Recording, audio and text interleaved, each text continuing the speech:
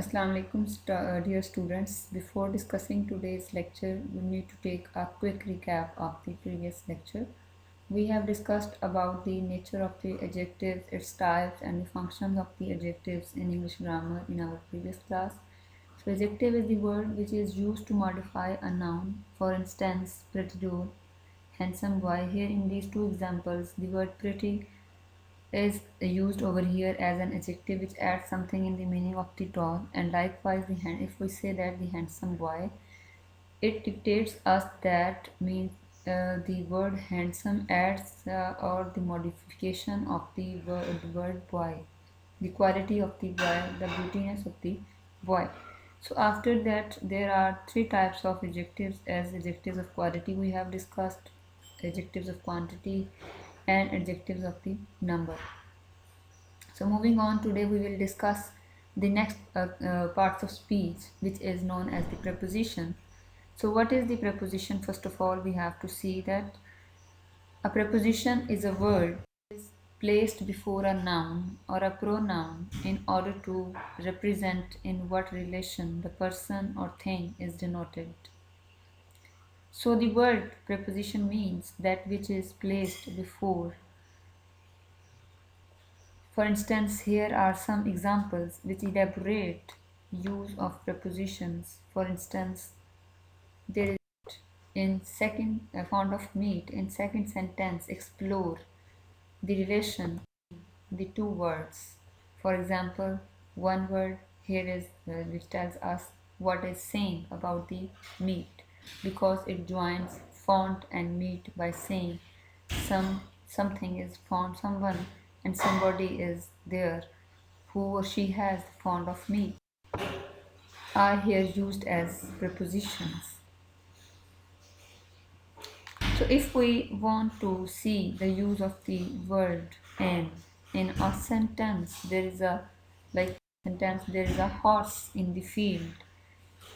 In this sentence, in is used to join a noun to another noun. Moving on, in the other example, Sarah is fond of tea. Here the preposition of is used to elaborate a noun to an adjective, like tea is a noun and fond is an adjective. It adds something in the meaning of the tea, but the relationship between font and tea is only possible with the use of the word of.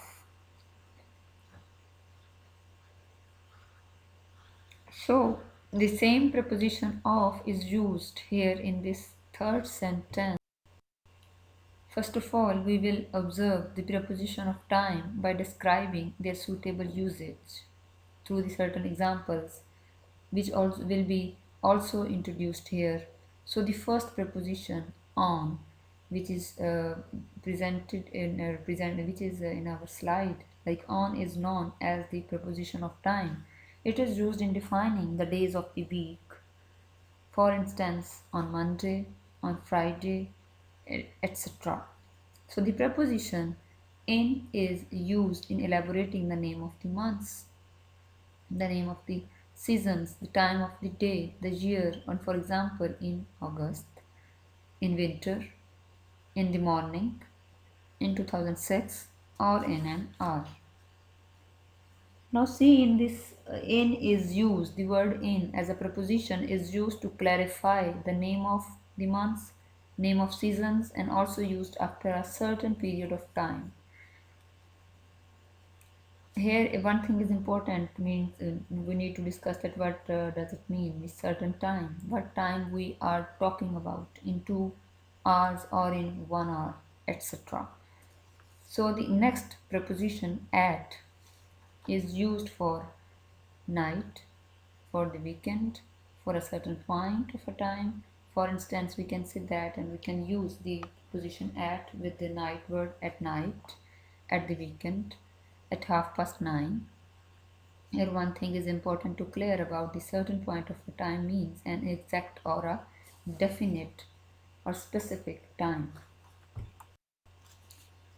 So the next preposition since, which is used to explain from an exact or certain point of time. Likewise, past, till now. For and the other preposition for, which is used, which is the other preposition in English grammar. For is used in for 2 years, in saying that for 2 years. It means any 2 years, over a certain period of time. Likewise, the word ago and before is used for a certain period of time, in the past and earlier than a certain point of time. Moving on, the word before is used for earlier than a certain point of time, means ago is used for a certain time in the past and before is used to the earlier than a certain point of time. Before is used for earlier than a certain point of time and ago is used for a certain time in the past. The preposition to is used. The next preposition to, which is used to telling the time. 10 to 6. The word past is also known as preposition in English grammar, then past 6. We use it to tell the time. In the elaboration of the time, in the elaboration of the span, and like the other prepositions, three words like to, till, until, and these prepositions are used to mark the beginning and end of a period of time. For instance, from Monday to till Friday. Moving on, till and until. Till or until means ये till है ये until है. It is used to explain the sense of now, long, of how long something is going to last. For instance, he is on holiday until Friday. Last but not the least, by is also used to explain in the sense of at the latest, up to a certain time. How it is up to a certain time, how it can be distinguished and how it can be elaborated. We can take this example like I will be back by 6 o'clock, by 11 o'clock. And the other example is that I had read 5 pages. I had read 5 pages. By 11 o'clock, I had read 5 pages. So, after prepositions of the time, we will discuss and elaborate and define the other prepositions, which I have earlier told you that there are some prepositions which belong to the place of the prepositions. These place prepositions are used to direct some positions, some situations, by relating some attributes or some objects. So after elaborating preposition of the time, we will discuss the other prepositions which are used to explore the place. So the preposition in, it is used within a room, in building, in street, in town, in country, in a book, in the paper. If we used these phrases like in a country, in a book, in the street, in building, in proper sentences, we can say that we can build up further phrases like in the kitchen, I went into the book, in a taxi, in the car, in the cab. Moving on, the other category, at. Preposition at is also used for denoting the place, meaning next to by an object. For instance, at the door, at the station, at the table, at school, at work. And the next preposition, on, which is used to attach for a place with a river being on a surface for a certain side, means left side or right side. For example, the picture on the wall, on the left side, on the first floor, on the radio, on the TV. The other preposition, by, which is by and next to or beside. These sort of prepositions are used to explore the left or right of somebody and something, any object, any entity, any subject. For example, Ali is standing by the table. Hira is standing next or beside the car. So the under is an other kind of place, prepositions.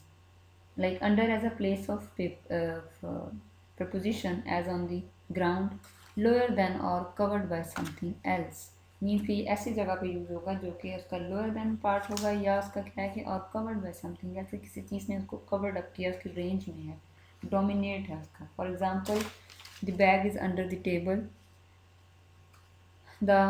these all of the place prepositions are overall used to denote the positions and directions like below is used to indicate and direct the on top, bottom and the sides. For example, drive through the tunnel. Likewise, to, into and to, onto and from is used to direct the objects under the heading of place prepositions. For example, get to the cinema.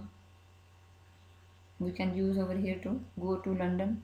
So it is used to show the movement of the person or some other objects. So into is used for the entrance in a room and a building.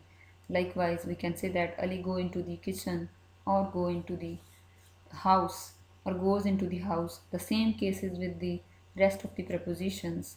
Here are some other common but important prepositions like from, for, who gave it, means we can say that a present or a gift or a surprise from someone.